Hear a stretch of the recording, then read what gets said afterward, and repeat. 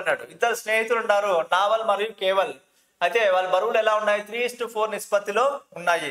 అయితే నావల్ యొక్క బరువు 16% పెరిగింది, మరియు నావల్ మరియు కేవల్ మొత్తం బరువు 80 కిలోలతో 83 కిలోలు అవుతుంది.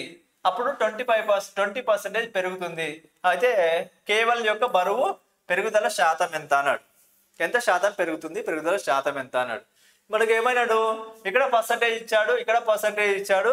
నెక్స్ట్ వన్ ఇక్కడ మనకేమో 83 kgs అన్నాడు. 83 kgs లో పెద్ద ఉపయోగం ఏం లేదు. ఓకేనా, చూడండి. ఫస్ట్ వన్ ఎవడు? Naval and Keval. First one Naval, second one Keval. వీళ్ళ యొక్క రేషియోస్ ఎలా ఉన్నాయంట? 3:4 రేషియోలో ఉన్నాయి అన్నాడు. 3:4 రేషియోలో ఉన్నాయి అన్నాడు.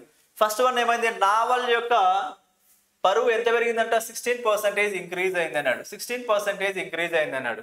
నెక్స్ట్ వన్ ఏమైంది? ఇద్దరి బరువులు పెరుగుదలతో 23 kgలు అయితే ఎంత పెరిగిందంట? 20% పెరిగింది అన్నాడు. మొత్తం 20% పెరిగింది ఇద్దరికి. అలాంటప్పుడు ఇప్పుడు కేవల్కు ఎంత పెరిగింది అన్నాడు, ఎంత బరువు పెరిగాడు. అదే కదా మనకు కావాల్సిన ప్రాబ్లం. ఇలా రివర్స్ వెళ్ళాలన్నమాట. అలాంటి చేసాం కదా ఇలాంటి ప్రాబ్లం ప్రీవియస్ లో. ఇప్పుడు చూడండి, ఇప్పుడు 16 - 20 అంటే ఎంత? 4 కదా. ఇప్పుడు చూడండి, 20 కన్నా ఈ నెంబర్ చిన్నదా పెద్దదా? చిన్నదైనప్పుడు ఖచ్చితంగా ఈ నెంబర్ ఏమై ఉండాలి? పెద్దదై ఉండాలి. అంటే 20 + 3 ఎంత? 23 అని రాసుకుంటే సరిపోతుందా లేదా? సరిపోతుంది. ఎక్కడుంది ఆప్షన్? ఫస్ట్ ఆప్షన్ లోనే ఉంది. అయిపోయి.